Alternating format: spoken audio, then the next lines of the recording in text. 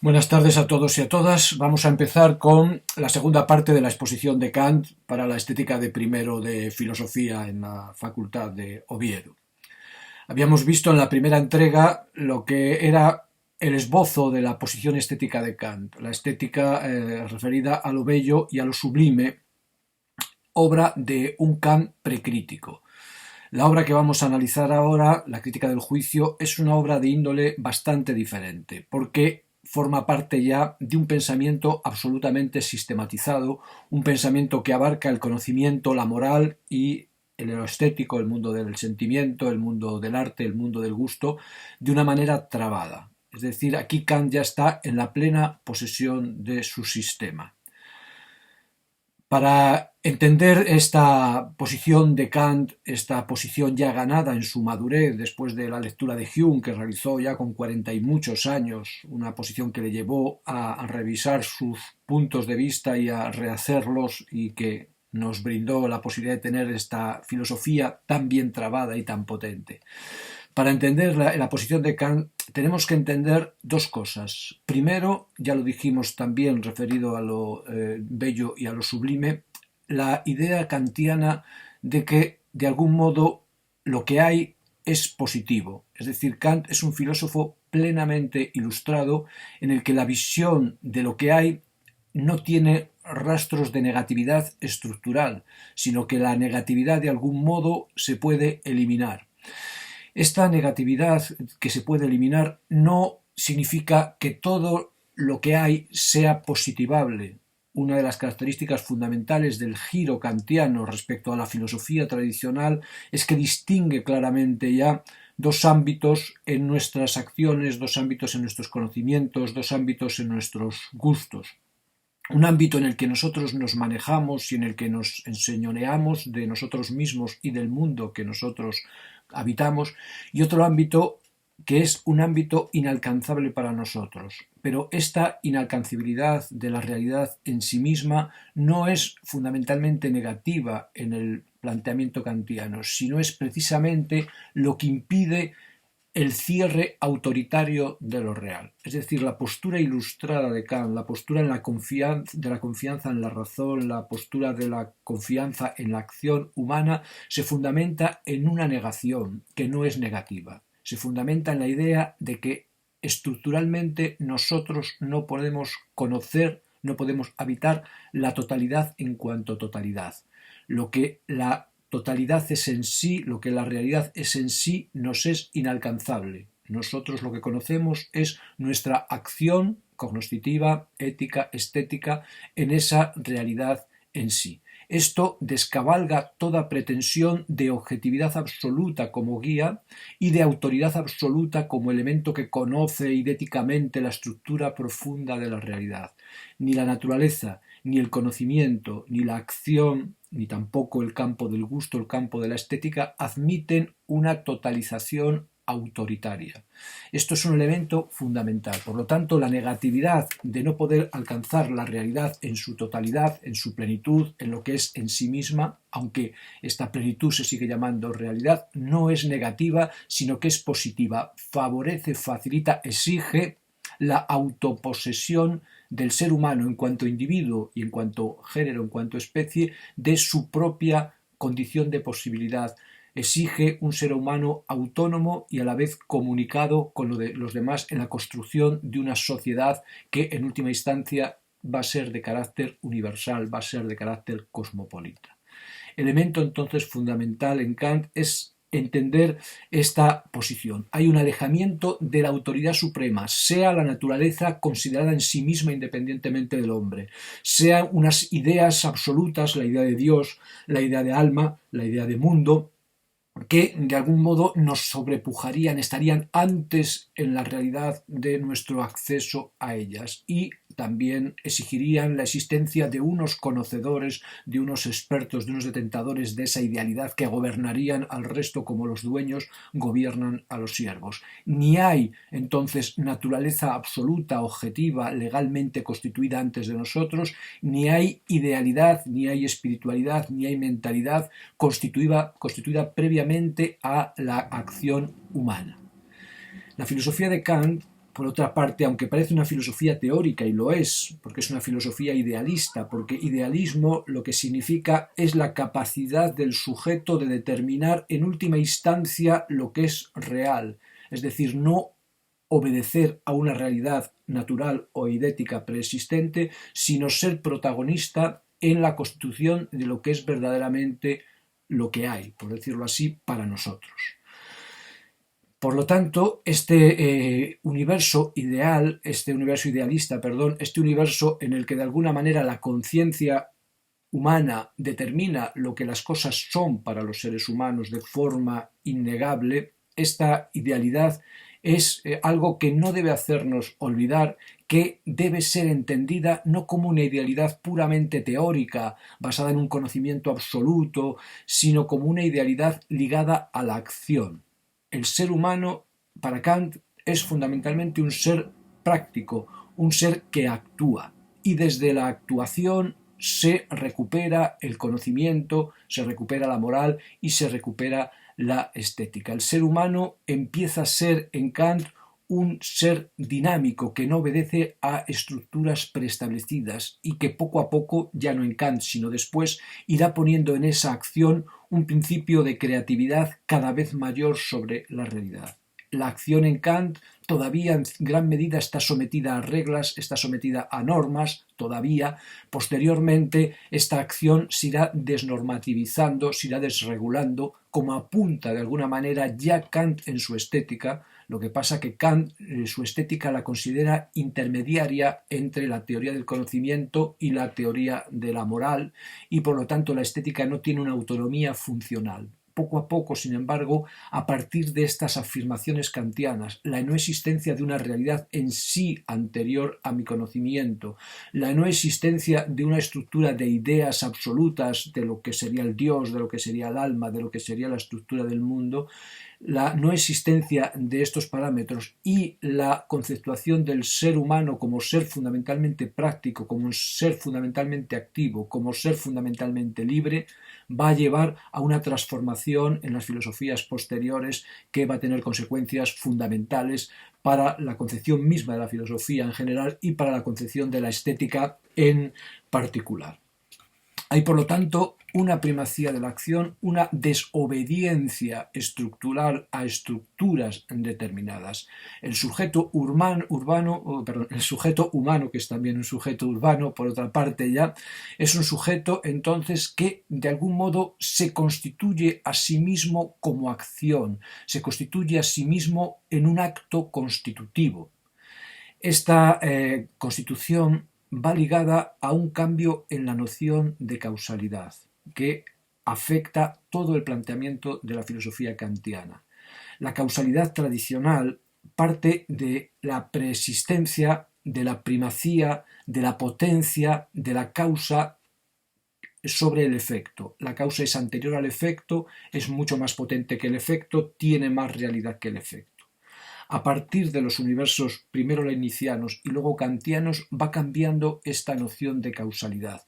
Nosotros vamos viviendo en mundos en los que ya no podemos retrotraernos hacia una causalidad absolutamente primera, hacia un Dios que es una cosa como otras cosas y que actúa cósicamente mediante comunicaciones físicas. Nosotros ya no podemos remontarnos a un principio cero, estamos rechazando también la autoridad, sino que nosotros lo que hacemos es ya, inmersos en nuestra acción, determinar las estructuras que hacen posible la acción, las condiciones de posibilidad de la acción. Y en esta determinación de las condiciones de posibilidad de la acción que se determinan a partir de la acción que ya se está dando, cambia también el concepto de causalidad y se introduce el elemento de conciencia, el elemento idealista sobre el elemento objetivista de la causalidad tradicional.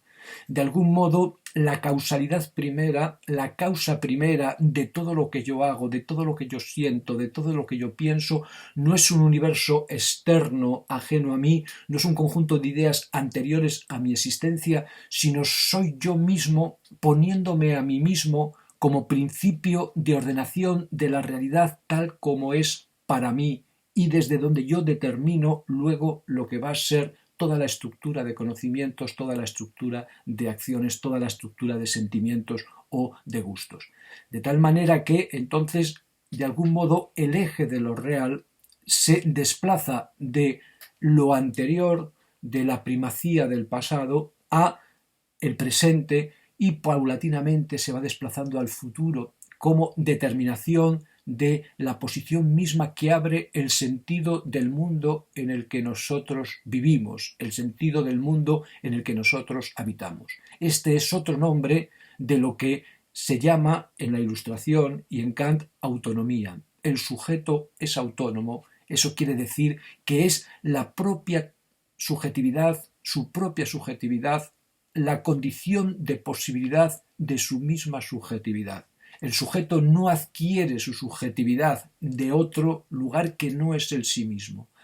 El sujeto es libertad constitutiva de sí mismo y esta libertad no es meramente subjetiva, sino que a la vez es universal, porque el sujeto que se constituye a sí mismo como principio de acción, como estructura que soporta luego todas las determinaciones categoriales que describen el universo de la naturaleza, el sujeto que lleva en sí el principio de acción universal de la ética, el sujeto que lleva en sí el principio del gusto, no es sólo que también el sujeto empírico, el sujeto sin más de carne y hueso, sino la subjetividad misma de cada uno de los seres humanos, diríamos en el límite de todos y cada uno de los sujetos humanos. Este es el concepto de persona en su estructura más profunda en esta época de la Ilustración, en esta época de positividad.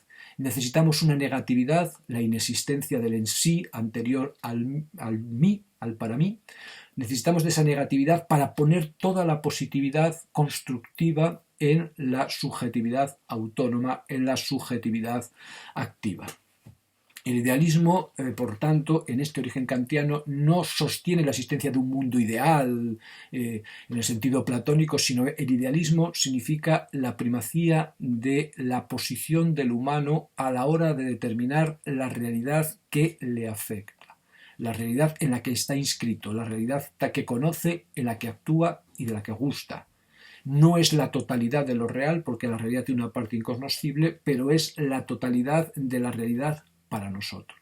Y no hay otra forma de determinar realidad que no sea para nosotros. La realidad de la cosa en sí, que sigue siendo real, queda, por decirlo así, intocada e intocable. Nadie tiene acceso a esa cosa en sí en cuanto tal. Solo se tiene acceso a la cosa en sí desde la cosa en sí para mí, desde lo que Kant llama el fenómeno, ¿no? Lo que aparece.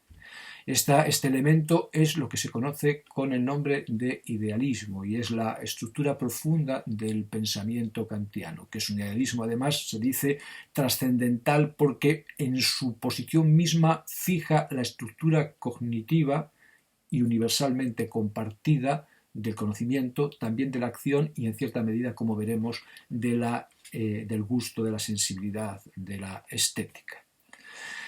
Este idealismo alemán kantiano sufrirá luego muchas modificaciones inmediatamente después de la muerte de Kant en la filosofía, fundamentalmente de Hegel y de Schelling, cuando el elemento histórico, el elemento del devenir histórico, entre como parte formativa de las categorizaciones, de las determinaciones morales y de los sentimientos estéticos del sujeto. En Kant esto todavía no se produce y el sujeto kantiano, por lo tanto, es un sujeto que ya no es natural, pero que todavía no es totalmente histórico, todavía no ha sido entregado al gasto y al crecimiento y a la creatividad de la historia. Es un sujeto interesantísimo precisamente por estar a este medio camino. La filosofía de Kant tiene un valor inapreciable, tendría un valor inapreciable, aunque solo fuera por esto. Es la muestra efectuada del final de un mundo objetivista, de un mundo naturalizado en sentido absoluto, de un mundo eidético en sentido de ideas trascendentes, y es todavía no el mundo historizado, el mundo que se hace en su propio devenir. La filosofía kantiana está entonces entre el mundo inmóvil de la ontología tradicional occidental y el mundo totalmente histórico de las ontologías que irán viniendo con posterioridad. Esta posición se ve en las vacilaciones internas que muestra el sistema. Por ejemplo, en antropología tiene una descripción, por una parte, del sujeto humano como compuesto por unas facultades que parecen casilleros en el sentido tradicional de compartimentos estancos, y sin embargo afirma que el hombre es fundamentalmente acción independientemente de esos casilleros, ¿no?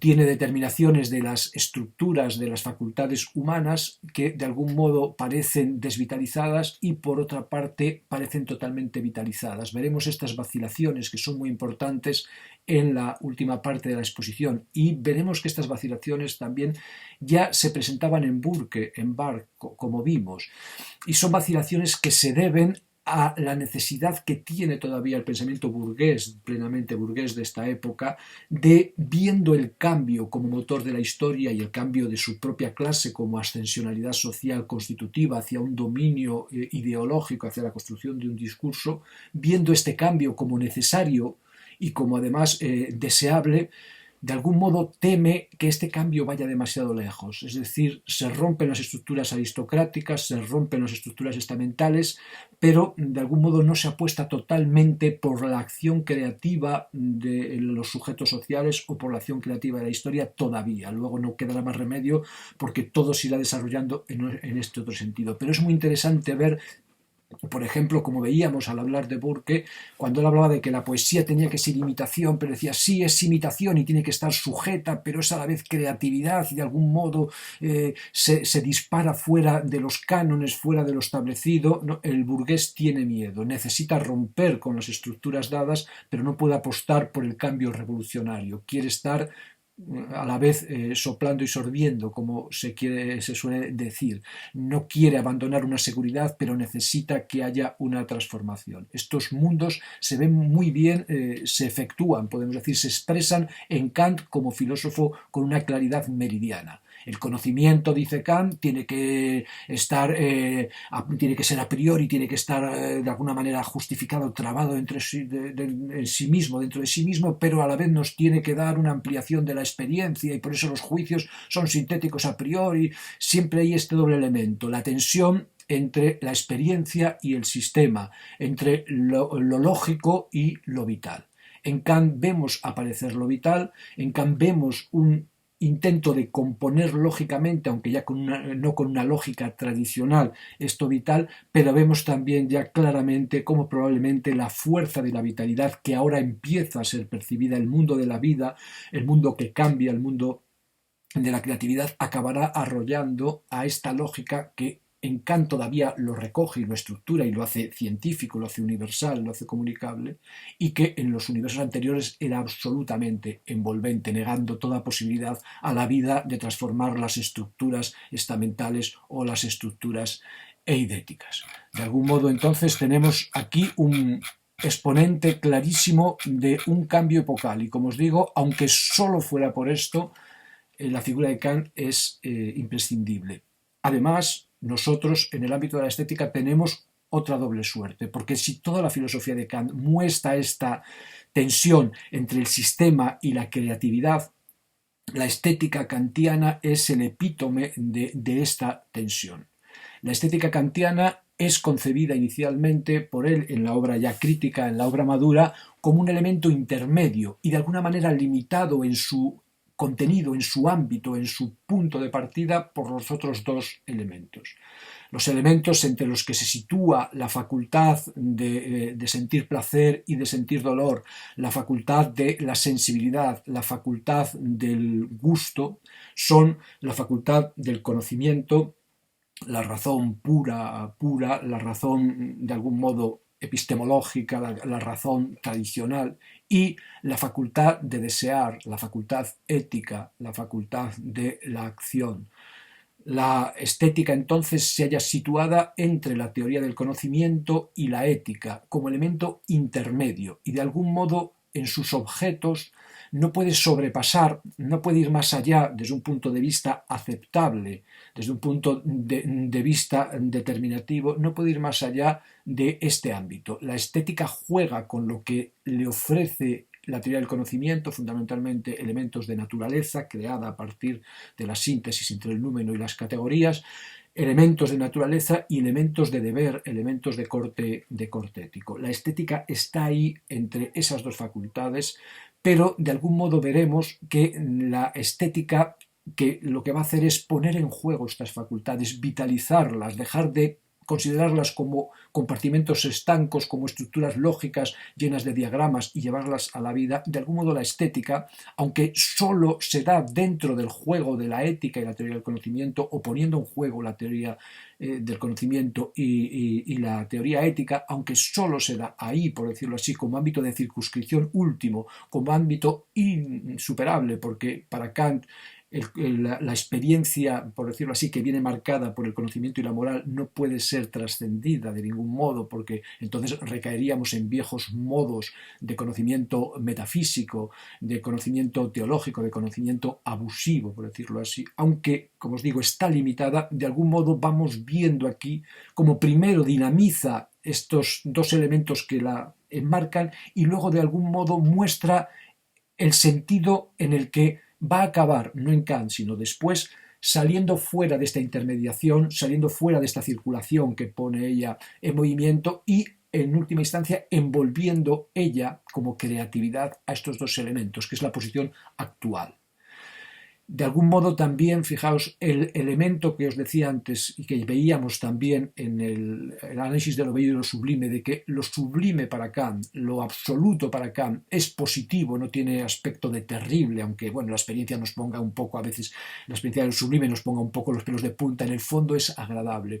Para Kant lo sublime es agradable y de algún modo entonces la limitación estructural de la estética viene porque sus objetos, por decirlo así, solo le vienen dados por la moral o por la naturaleza y porque el ámbito de su respiración, que sería lo sublime, el ámbito máximo, porque lo bello siempre es lo limitado, el ámbito de lo sublime que apuntaría hacia la razón, hacia las grandes ideas que quedan fuera de la experiencia, de algún modo está sometido al criterio de la experienciabilidad y además está sometido al criterio de la positividad que atraviesa todo el sistema kantiano siempre. Es decir, en Kant la negatividad no tiene un estatuto fuerte, por decirlo así, si acaso, como todo pensador ilustrado y además humanista y además bien humorado, de algún modo la negatividad siempre sería provisional, ¿no? Sería algo que se podría ir corrigiendo fundamentalmente mediante la ilustración, mediante la educación, más allá de las inevitabilidades físicas de muertes, etcétera, que de algún modo se entenderían racionalmente y por lo tanto perderían su aguijón también. Por lo tanto, entonces partimos del hecho de que la filosofía tiene tres ámbitos que se rigen, como todos los ámbitos filosóficos, por principios a priori, por principios que son trascendentales, es decir, que estructuran coherentemente la experiencia y permiten manejarla con claridad, con absoluta fundamentación, de tal manera que la autonomía del ser humano está perfectamente clavada, no solo teóricamente, sino también luego en la práctica. Las facultades, los ámbitos en los que se mueve la filosofía son, ya lo hemos dicho, la facultad de conocer, la facultad de desear, la facultad de la voluntad, la facultad de la ética, la otra sería la facultad de la teoría del conocimiento, y la tercera facultad, que es la facultad compleja, la facultad de la capacidad de sentir placer y dolor, la capacidad de juzgar sobre lo bello y lo no bello, la facultad del gusto, de emitir juicios de gusto, la facultad, entonces una facultad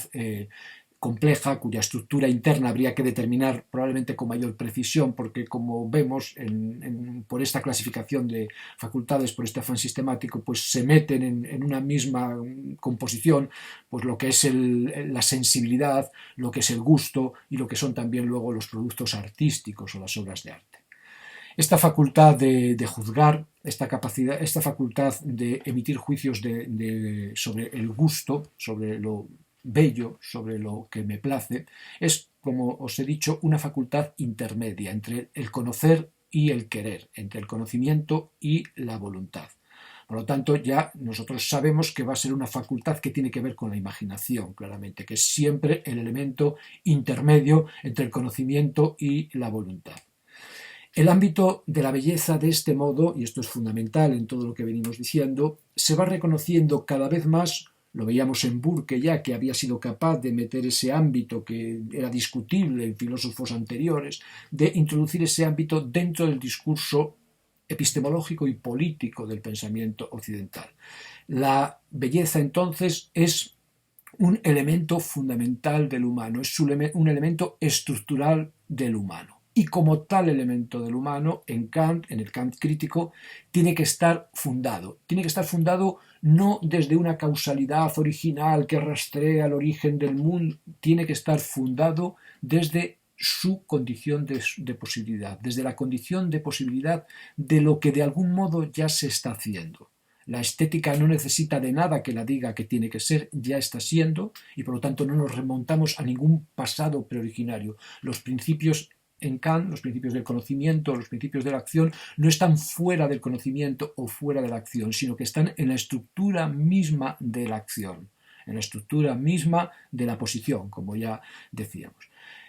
Por esto, entonces, el ámbito de la belleza tiene que estar fundado. Tenemos que averiguar entonces, o hay que averiguar, cuál es la condición de posibilidad, los elementos que componen esta facultad, esta capacidad que nos lleva a emitir juicios, a emitir sentencias, a combinar proposiciones que combinan conceptos y que incluye sensibilidad, que incluye sentimientos de placer y de dolor, que incluye el gusto, juicios de gusto, que incluye obras de arte o lo artístico como obra y que incluye también la creatividad.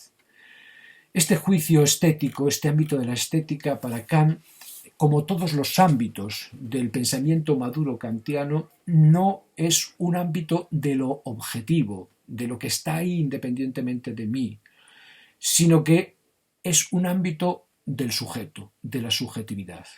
La condición de partida de la estética es la sensibilidad o el sentimiento del sujeto. Un sentimiento, además, que no se puede generalizar sin más y tomar nota y hacer una estadística para sacar luego la condición de posibilidad de ese sentimiento. No es una estética empírica la que Kant busca, ni tampoco una estética absolutamente científica, una estética absolutamente rigurosa desde el punto de vista del saber tradicional. La característica primaria de la estética kantiana, entonces, es su radicación en el sujeto, en un sujeto que es individual, pero pronto veremos con pretensiones universales, y además una estética que no tiene las características de empiria ni de saber absoluto, es decir, no haber una ciencia estética que diga que el gusto tiene que ser así, así, así necesariamente, igual que tampoco se puede deducir lo que es el gusto por lo que va gustando o va dejando de gustar a unos y a otros. La fundamentación de la condición de la posibilidad de la estética está en otro lugar, está en otro sitio. El juicio estético, el gusto, el sentimiento, la sensibilidad es subjetiva, pero inmediatamente tiene pretensiones de universalidad. Esto es una de las características de la filosofía kantiana, de la filosofía ilustrada. El sujeto es el individuo y a la vez la colectividad de los individuos. De algún modo, el juicio estético tiene que tener, de algún modo, no como contenido empírico, no como una estructura determinada de recetas para decir qué es lo que gusta y lo que no gusta, pero de algún modo tiene que tener una universalidad, estar anclado en el sujeto, en el sentimiento del sujeto, en las sensaciones del sujeto, en los juicios del sujeto sobre el gusto, y a la vez tener una universalidad, la concordancia entonces entre el todo y la parte. ¿Cuál es la clave de esta universalidad subjetiva? ¿Cómo se va encontrando? Se va encontrando analizando el sentimiento estético. Este sentimiento estético respecto a la subjetividad del individuo lo que hace es conectar todas sus facultades superiores. Para Kant, el sentimiento estético o el ámbito de lo estético lo que hace es conectar el entendimiento y conectar la voluntad, ponerlas en juego y ponerlas en juego de una manera determinada, no como lo hace el conocimiento que busca conceptuar, no como lo hace la moral que busca legislar, sino mediante el juego libre, lo que Kant llama el juego sin concepto. Para Kant y para la filosofía, el concepto es lo que puede ser, lo que es una cosa antes de que la cosa sea. El concepto es el conjunto de determinaciones a priori que me dicen lo que va a ser tal cosa que venga después. Por ejemplo, el concepto de triángulo me dice que sus ángulos en una geometría de Euclides, sus ángulos suman 180 grados. Y eso antes de que yo vea un triángulo en la realidad, o que, dicho de otra manera, todo triángulo de la realidad está contenido en el concepto de triángulo, en lo que es su triangularidad, que es esto que acabamos de decir. De algún modo, el ámbito estético no tiene concepto como tiene el ámbito científico, ni tiene tampoco una norma clara, clarísima, como tiene el ámbito de la moral. Haz de tu actuación singular un principio universal, no utilices al hombre como medio, sino fin. Esto que dice la moral, ni la rigidez del conocimiento ni la rigidez de la moral.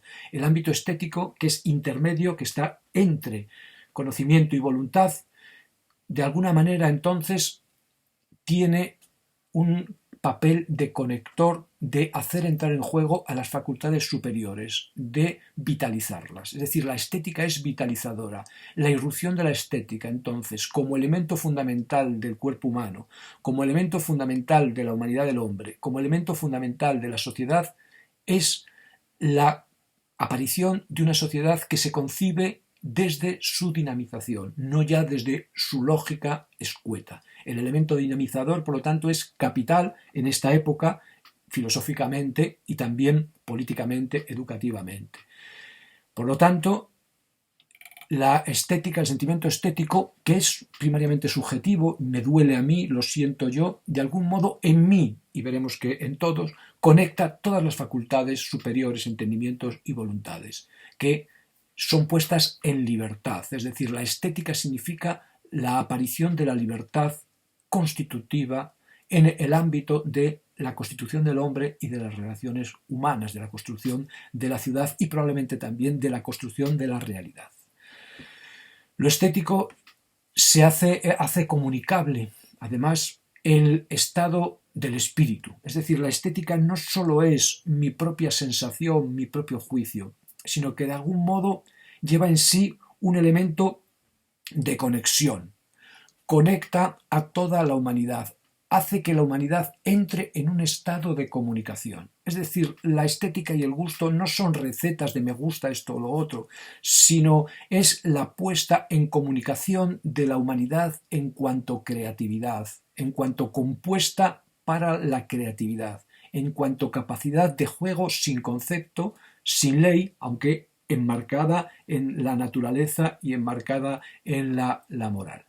De algún modo lo estético también se amplía, también se abre y también nos lleva a esta línea de entendimiento fuera de la norma, fuera de la ley, porque la estética tiene en el sujeto y tiene en los sujetos una finalidad, tiene siempre un motivo, pero esta finalidad es lo mismo que pasaba con el caso de los principios del conocimiento, los principios de la acción kantianos no son los arjoi, igual que el idealismo kantiano es idealismo platónico, no son los arjoi de las filosofías tradicionales, no son principios que están fuera de la realidad, fuera de la subjetividad, perdón. Y del mismo modo, los fines de la acción humana no son fines que están fuera del sujeto o de la humanidad, no son fines trascendentales, trascendentes, no son fines que desbordan todos los ámbitos de la aprehensión. La finalidad estética es fundamentalmente una finalidad sin fin, que no se cierra, que no está orientada al cierre, que no está determinada por la consecución de ninguna meta cognitiva, ni está condicionada por el cumplimiento de ninguna obligación moral determinada. Lo estético tiene una finalidad que consiste en no tener fin. Lo estético es, para Kant, profundamente desinteresado. No persigue ningún interés, así como el conocimiento y la acción pueden perseguir intereses, la fruición, por decirlo así, el gusto, de algún modo nos lleva al crear por el crear, el disfrutar por el disfrutar, el comunicar por comunicar. Esta libertad profunda de lo estético conecta a la humanidad en un proceso de intercambio libre, en un proceso de creatividad. Aquí hay, en esta conexión de la humanidad, la posibilidad de un sentido común estético, es decir, de una universalidad estética. Hay aquí la posibilidad de un a priori, de algún modo, de una condición de posibilidad que unifica todo este ámbito. La posibilidad de un sentido es que las direcciones avanzan hacia la libertad, avanzan con libertad. De algún modo, entonces, la libertad de la comunicación, de la expresión, la necesidad de comunicarnos el gusto, es de algún modo entonces el a priori de lo estético. El a priori, por lo tanto, no tiene nada que ver con un principio objetivo del gusto, porque no hay ciencia de la belleza, no hay ciencia del gusto, sino con esta finalidad que no se puede meter en una ley, que no se puede meter en un concepto como determinación de una cosa. El arte entonces no es tecne, el arte no es oficio, sino que el arte aquí recupera el concepto de poiesis, el concepto griego de actividad creativa. El arte es espíritu y libre juego. Y esta es la finalidad de la conciencia en cuanto tal. De algún modo, el arte, al dinamizar la conciencia, al dinamizar el entendimiento y la voluntad, al dinamizar el conocimiento y el querer, de algún modo realiza, pone en marcha, vivifica lo que es la finalidad de la conciencia, diríamos, de la conciencia subjetiva y también de la conciencia de la humanidad, que es la libertad. De algún modo, entonces, la estética, que está entre la epistemología y la ética, recibiendo de ella sus objetos, de algún modo envuelve, y cada vez va a envolver más, a ambas porque las dinamiza. Sin ella sería un conocimiento vacío y una ética de la letra, sin más. El arte, entonces, crea un mundo nuevo, crea la posibilidad de un mundo nuevo que, sin embargo, no traspasa el ámbito de la naturaleza y el de la libertad moral, no traspasa en Kant. El arte recibe sus objetos de la naturaleza, las ficciones del poeta, lo decía Burke, vienen todas de la experiencia de la naturaleza, no va más allá, no accede a una sobrenaturaleza, porque si no recaeríamos de otra manera en la metafísica y llegaríamos a hablar de otro modo de las ideas de Dios, alma y mundo como ideas que traspasan la experiencia y que están más allá de la experiencia y por lo tanto habríamos avanzado poco camino a la libertad, saldríamos de la tiranía de lo teológico, metafísico y caeríamos en la tiranía de lo estético. No, el arte crea un mundo nuevo, pero dentro del ámbito de la naturaleza y de la moral, de la libertad. Lo que hace es conjuntar naturaleza y libertad moral de un modo nuevo, de manera que la naturaleza se estetiza. Nosotros tenemos sentimientos de belleza, sentimientos morales cuando contemplamos la naturaleza y no la vemos como un conjunto mero de objetos físicos, sino como algo animado por un espíritu que en el fondo es un espíritu de libertad, un espíritu de emancipación. Y lo mismo sucede con la moral. La moral también se vivifica a través de la estética, cobra carne. La conciencia estética, entonces, unifica el yo y la vida, pero los unifica desde dentro. De algún modo, entonces, esta experiencia recae de algún modo en sistema. Aquí vemos la tensión, porque no podemos traspasar en nuestras afirmaciones, como sabemos siempre en Kant, el ámbito de lo experimentable. Y por lo tanto no podemos recaer en conocimientos que luego no tengan validación en la experiencia. Pero de algún modo vemos aquí una dilatación que ya apunta, como os digo, a lo que va a venir.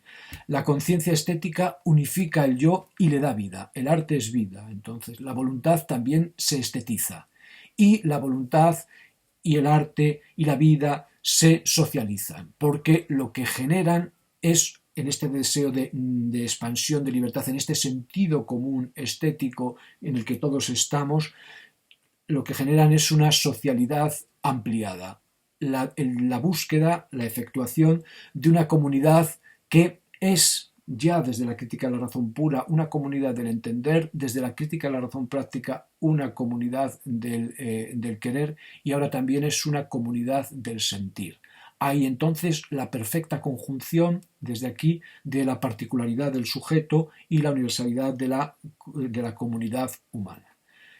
De aquí entonces la belleza, lo bello y lo sublime participando en esta animación, lo bello como el juego libre del entendimiento, de la imaginación, y lo sublime como el juego libre de la imaginación y este ámbito de la razón que fue sacado de la metafísica como realidad en sí misma, que fue mantenido en la ética como idea regulativa y que aquí en la estética de nuevo aparece como lugar de un sublime siempre positivo. Si queréis tener una buena presentación de la estética kantiana, en algún momento yo discuto con él también, la tenéis en la introducción que hizo García Morente a la primera traducción que fue suya de la crítica del juicio. García Morente es un filósofo español de la época de la República, de la Segunda República, que luego sufrió diversas vicisitudes y de algún modo se le marginó un poco de la corriente intelectual republicana, pero un filósofo que realizó grandísimas aportaciones. Él en la introducción discute a su vez con los neocantianos de su época y establece varios puntos de debate con Kant muy interesantes. Fundamentalmente el elemento del desinterés del arte está muy bien expresado en su exposición. Para cerrar esta presentación brevísima de la estética kantiana, en la que no entramos en ningún momento en excesivos tecnicismos, porque no es el momento, para cerrar esta presentación quisiera nombraros dos textos de la crítica del juicio, dos parágrafos, el parágrafo 40 y el parágrafo 49, que componen, fijaos bien, lo que es la tensión kantiana, una de las tensiones kantianas entre lo que sería lo común, el acceso de lo burgués, por decirlo así, del hombre medio hacia la estética, y la estética como un elemento donde el hombre medio cobra fuerza para, de algún modo, jugarse su composición de su posición.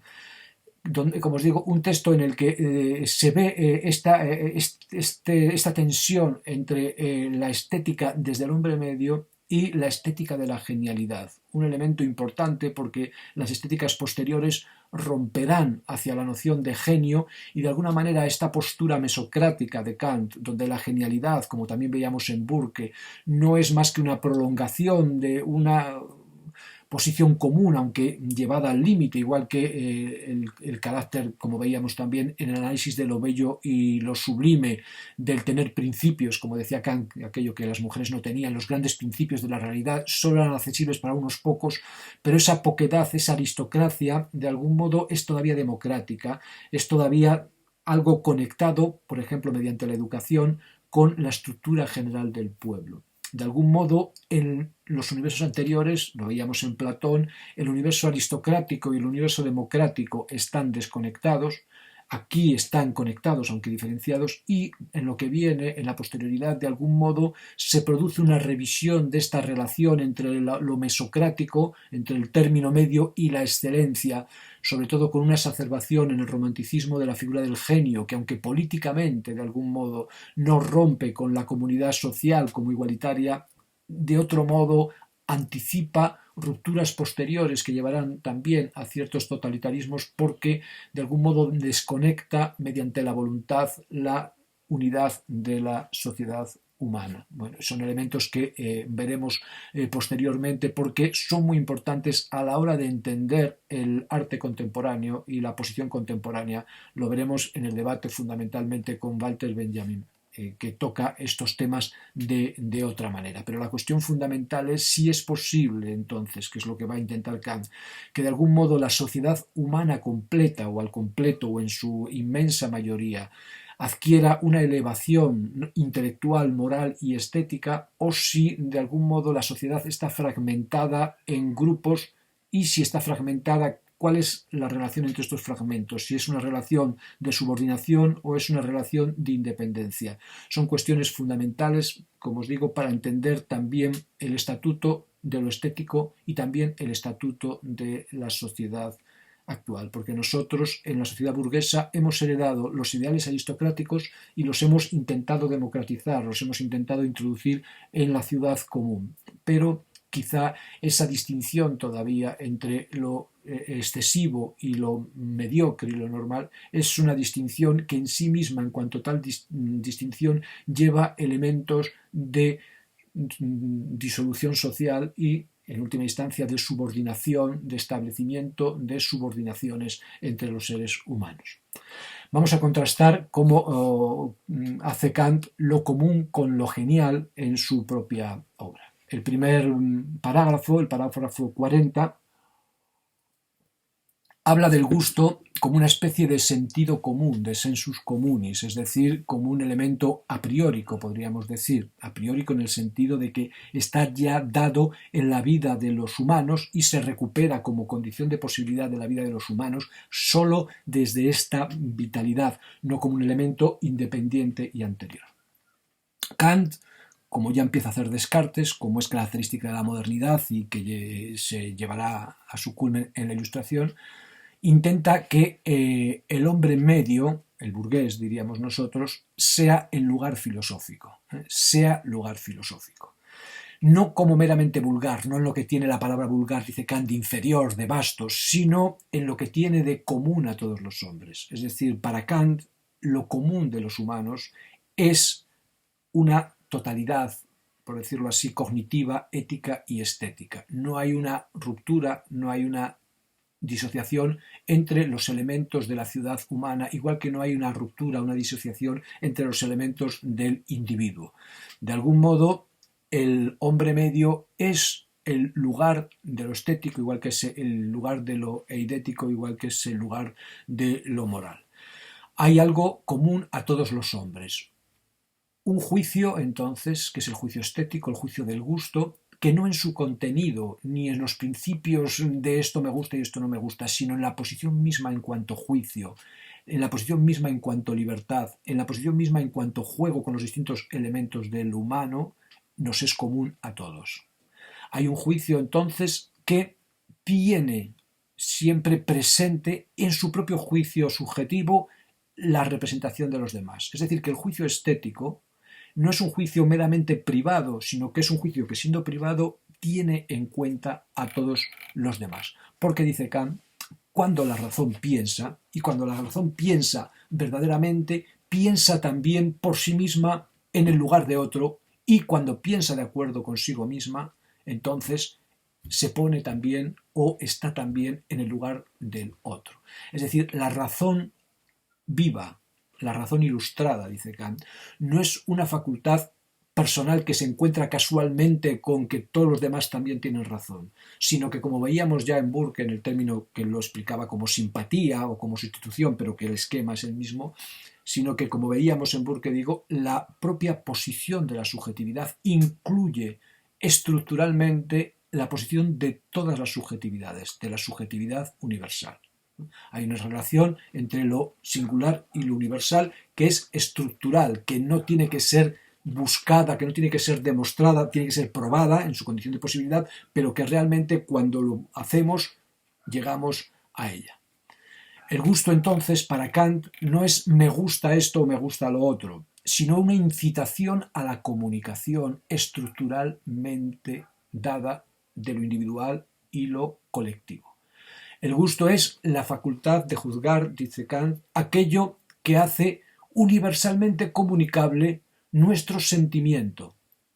Es decir, el gusto es la capacidad de comunicar universalmente, de forma estructural, nuestro sentimiento y de hacerlo, dice Kant, en una expresión, en una representación que no tiene concepto, es decir, que no está orientada a ser secada por un a priori ni a ser metida dentro del ámbito de una ley muerta, sino que va más allá del concepto, es creativa, no, de alguna manera no se puede cerrar en determinaciones absolutamente logicitables. Es decir, el gusto entonces es la capacidad de comunicación universal de la expresión sin concepto, sin, de alguna manera, reducción a elemento desvitalizador.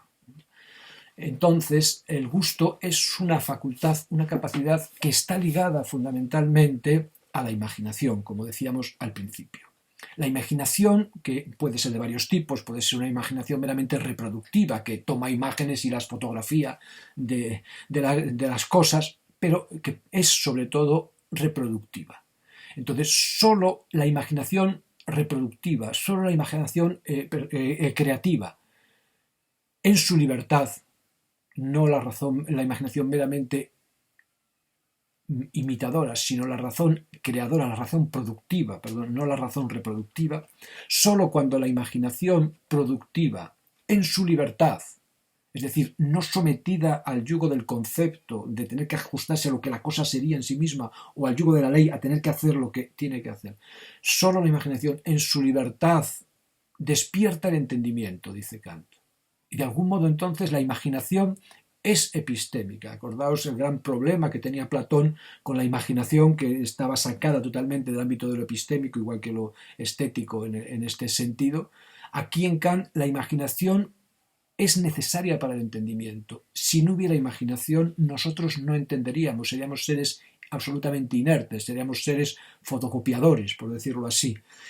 Solo cuando la imaginación, en su libertad productiva, entonces despierta el entendimiento, y este mismo, el entendimiento, sin conceptos, es decir, el entendimiento deja de atenerse a lo que se atiene siempre, que es el concepto, las cosas claras, solo cuando este, sin concepto, pone la imaginación en un juego regular, entonces dice, se comunica la representación, la expresión, la palabra poética, la obra artística, no como pensamiento. El arte entonces no es pensamiento en sentido estricto, no tiene que ver con el entendimiento, sino como sentimiento interior, es decir, el propio entendimiento, el intelecto, la facultad más elevada que tiene el hombre realmente, porque la razón es una facultad excesiva, es una facultad que va más allá de lo que puede probar. El entendimiento que se ajusta a lo que puede probar, que es esta composición entre a priori y experiencia. El entendimiento no consta solo de pensamientos, por decirlo así, sino que el entendimiento de algún modo es capaz de comunicar, es capaz de percibir sentimientos.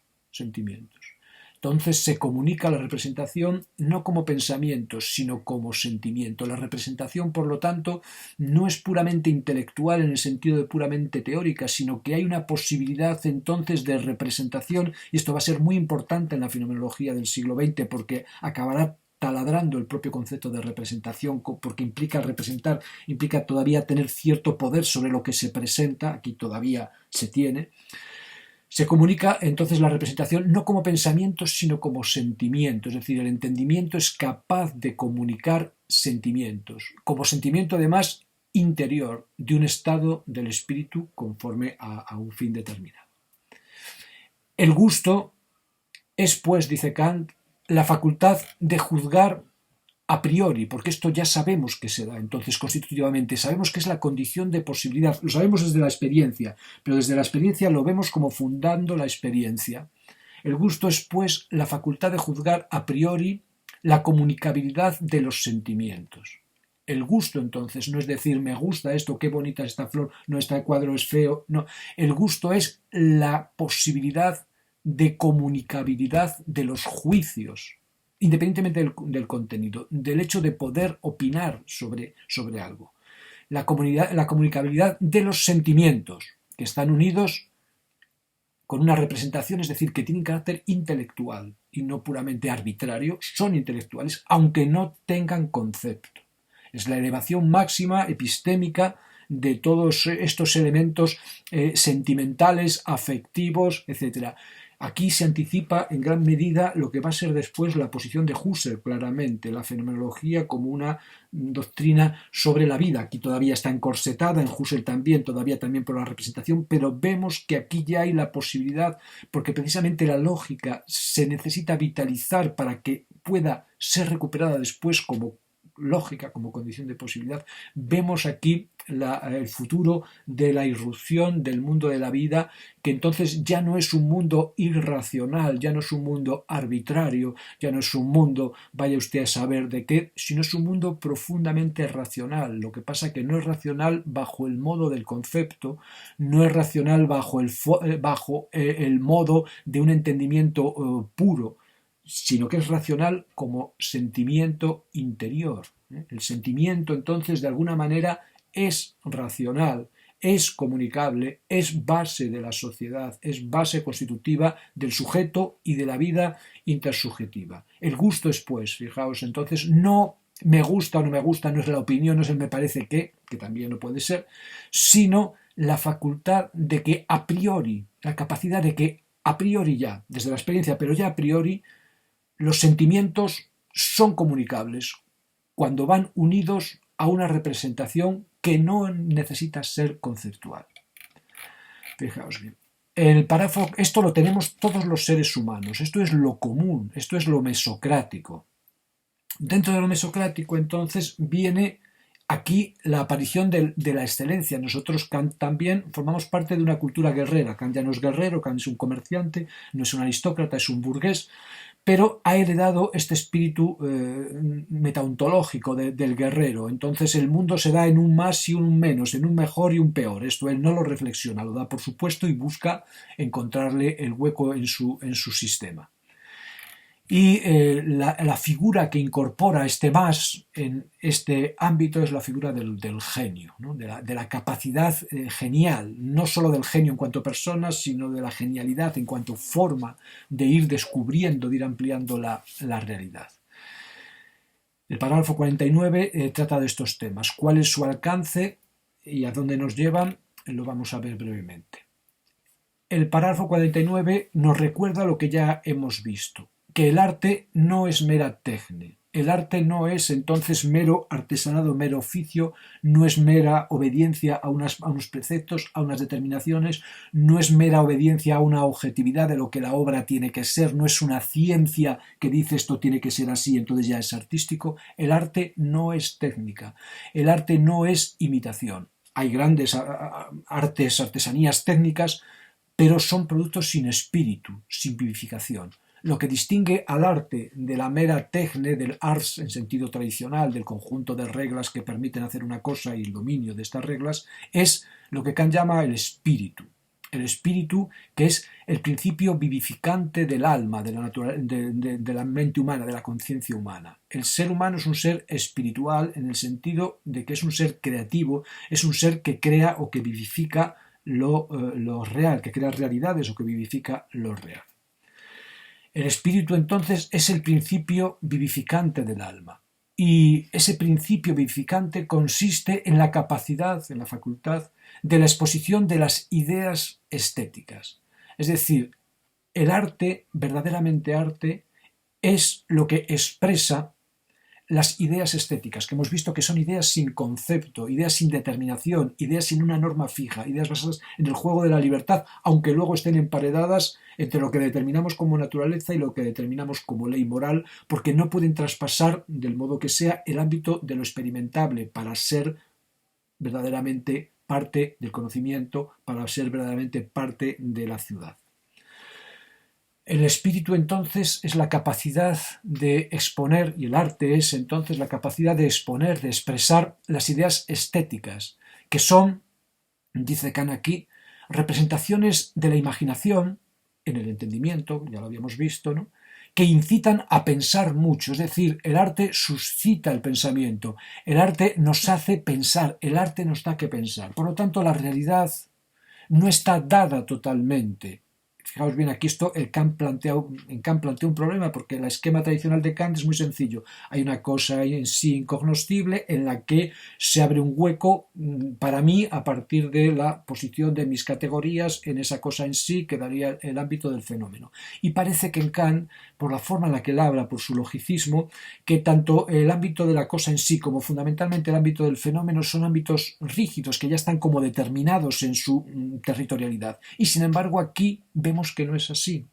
De algún modo, sin traspasar el concepto y sin traspasar la ley, de algún modo el arte nos puede llevar a hacer creer, o parece que el pensamiento puede ampliar su conceptualización, puede ser incitado a seguir conceptuando, se le da material, por lo tanto, las determinaciones del fenómeno que nosotros parece que damos rígidamente a partir de los esquemas lógicos de Kant no serían tan rígidos como parece en la crítica de la razón pura, o nuestras formas de actuación no serían tan rígidas como parece en la crítica de la razón práctica.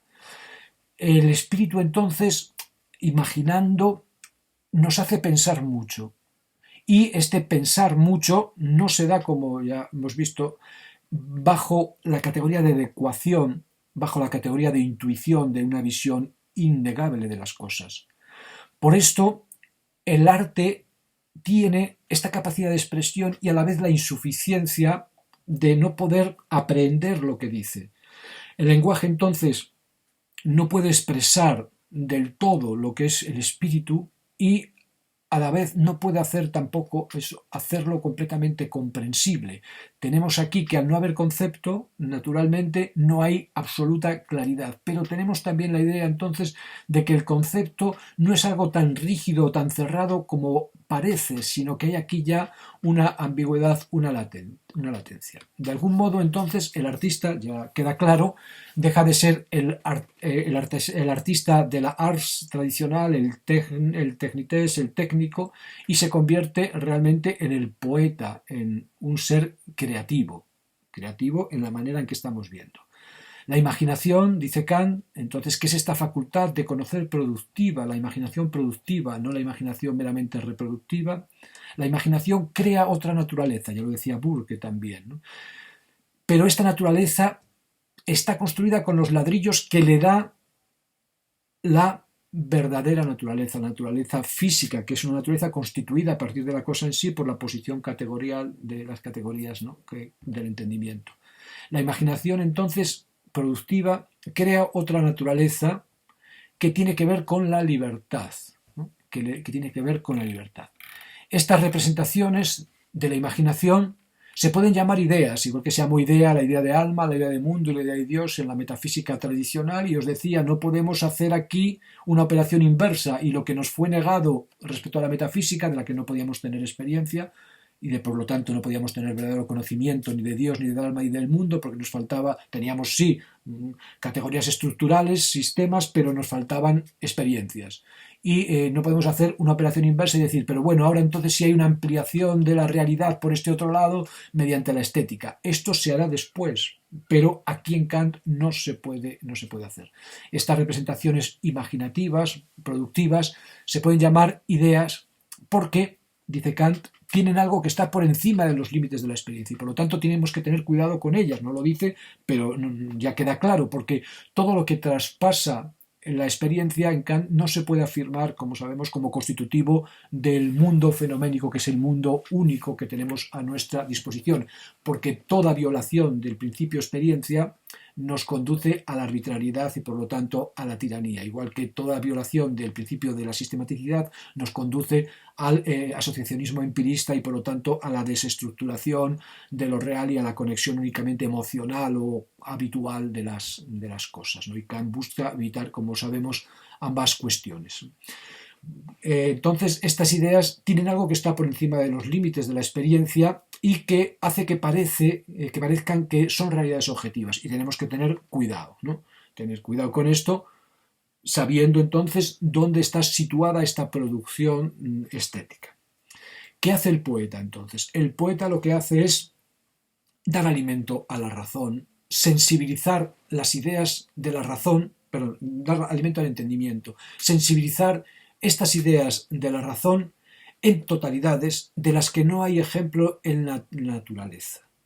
El poeta entonces nos sensibiliza, nos dinamiza, nos vitaliza. Como os digo, hay siempre, no se dice, pero está presupuesto, un límite crítico, ¿no? Un límite crítico aquí que hace que las ideas de la metafísica no sean reales y que se mantengan sí como ideales reguladores en la ética y aquí como ideas creativas, ¿no?, en la estética. Lo que hace la poesía entonces mediante la imaginación es igualar el juego de la razón, ¿no?, en la persecución de un máximo que no se puede afirmar como realmente existente, pero un máximo que nos dinamiza, igual que las ideas en Dios, alma y mundo en el ámbito de la moral nos ponen ir hacia un ensanchamiento, ¿no?, una posibilidad también de dinamización. Por lo tanto, lo que es este ámbito de la estética es no recogida en concepto, no entonces, de alguna manera, racionalidad absolutamente comunicativa y absolutamente conectante de experiencia y a priori, en sentido profundo de ampliación de conocimientos y estructura que de alguna manera los asegura como universales y como realmente trascendentales y a la vez que experienciales, sino lo que hay es expresión vivificante. El ámbito de la estética es una expresión vivificante, pero que de algún modo veíamos que anima al entendimiento y por lo tanto es epistémica también en este sentido, ¿no? Estamos aquí ante el límite del concepto, ante el límite de la ley, pero es una limitación que a través de la estética vibra, por decirlo así, se muestra como no algo absolutamente cerrado, absolutamente lógico, sino como algo que admite un principio de vibración, como veíamos en Burke también, que de algún modo en regímenes posteriores, cuando se abandone este ámbito tan burgués, por decirlo así, se vaya hacia otros elementos de sociedad, tome cuerpo, se despliega. La lógica claramente apunta ya en Kant hacia un mundo de la vida que solo a partir de principios del siglo XX, del primer tercio del siglo XX, tomará posición como el lugar de la filosofía, ¿no? Desplazando a todos los intentos de logicismo, incluido el de Kant y en alguna medida incluido también el de Husserl, ¿no? Por lo tanto, apunta aquí ya esta vivificación a una vitalización. ¿Qué hace el genio? ¿En qué consiste el genio? El genio lo que hace es aglutinar la imaginación y el entendimiento en una imaginación que no está sometida al entendimiento. El genio entonces respira en el ámbito de la libertad teniendo en cuenta el entendimiento, pero no como conocimiento puro, sino como juego de la imaginación, como libre juego de la imaginación que busca, más allá del concepto, dice Kant, una materia para el entendimiento que éste no conceptúa. Es decir, el ámbito estético, el ámbito del gusto, es un ámbito de entendimiento. Como os decía antes, el entendimiento es la facultad superior en Kant, más superior a la razón, porque la razón se nos va fuera de la experiencia. El entendimiento es la facultad principal en el universo kantiano, en el universo burgués, por decirlo así, y en este sentido, entonces, la estética está ligada al entendimiento y la estética, el arte, la sensibilidad, el placer y el dolor, el gusto, alimenta el entendimiento, porque el entendimiento se empobrece porque se limita a conceptuar y se limita a conceptuar. Y esta materia, entonces, que suministra al entendimiento, la usa el entendimiento no tanto, dice Kant, objetivamente para el conocimiento, es decir, no es directamente epistémica, en el sentido fuerte de la palabra, como subjetivamente, dice, para la vivificación de las facultades de conocer. Es decir, que de algún modo la estética es el aceite, ¿no? Es el lubricante del conocimiento en su máxima expresión. Y podríamos decir que si no hubiera este juego libre de la imaginación, esta estética que se da en la vida, no entenderíamos. Es decir, el entendimiento, aunque se tiene que ceñir al concepto, no puede quedarse sin más en el concepto, tiene que recoger y expresar este sentimiento o admitir su expresión sensible. De alguna manera, cómo conjuntar esto, eso es lo que acabará estallando porque es difícil de conjuntar, ¿no? Lo que está puesto aquí es como programa o como reconocimiento entonces de que el universo moderno necesita de la sensibilidad como elemento fundamental, como elemento compositivo de la realidad prima facie, no como un elemento secundario, no como un elemento de adorno, sino que al lado de la moral y de la teoría del conocimiento, la estética es una disciplina fundacional de la ciudad. Estará luego sometida, realizará esta labor de Espíritu Santo, de perijoresis, de mover ahí los hilos, pero es absolutamente necesaria. Por lo tanto, entonces, el entendimiento no usa objetivamente lo que la imaginación le suministra para el conocimiento, sino subjetivamente para la vivificación de las facultades del conocer, aunque, dice Kant, también, y esto tendría mucho que sacarse de aquí, también para conocimientos, dice Kant. O sea que de algún modo sí que hay un carácter propiamente epistémico y no solo derivadamente epistémico en la cuestión de los juicios de gusto, en la cuestión de lo bello y lo sublime, en la cuestión del placer y el dolor, en la cuestión de las obras de arte. El estatuto de lo epistémico, entonces, respecto a la estética o al ámbito de lo estético, cambia con gran profundidad respecto a lo que veíamos inicialmente en nuestra tradición en el origen platónico. ¿En qué consiste el genio? Pues el genio, naturalmente, pues es el sujeto o la capacidad subjetiva también para encontrar en la proporción feliz, dice Kant, que ninguna ciencia puede enseñar, porque aquí no estamos ni en empiria ni en lógica, sino que estamos en un elemento intermedio. El genio consiste en la capacidad que ninguna ciencia te puede enseñar, que ningún trabajo, por muy laborioso que sea, te puede suministrar, para encontrar ideas a un concepto dado. Y por otra parte, para encontrar, dice, la expresión mediante la cual la disposición subjetiva del espíritu que se expresa pueda ser comunicada a otros por acompañamiento o no de un concepto. Es decir, el genio es el que es capaz de elevar lo subjetivo a universal mediante su propia creación, mediante su expresión. Y además expresarlo con palabras que, aunque no sean conceptos, alimentan conceptos, o incluso nosotros diríamos, luego en Hegel, son el origen en muchos casos del concepto. Esto entonces es el talento llamado espíritu, expresar lo que no se ha expresado hasta el momento, lo que no está predeterminado, lo que no puede ser aprendido con esfuerzo, expresar lo inefable en el estado del alma, una cierta representación ligada a ideas pero no idética, y hacerla universalmente comunicable, es decir, se consigue el máximo de lo estético, que es conectar el sentimiento, la expresión o la sensibilidad subjetiva con el sentimiento, la sensibilidad y la expresión universal, que lo mío sea de todos porque expresa una parte del alma humana, por decirlo así. Estamos fuera de las reglas, estamos fuera del concepto, estamos en un ámbito propio, por decirlo así, en un ámbito peculiar. La originalidad consiste en esto. Ser original es capaz de encontrar una expresión idético, sensible, universalmente comunicable, poner en juego el gusto que era esta comunicación universal. La originalidad consiste en esto y es entonces lo que debe ser imitado.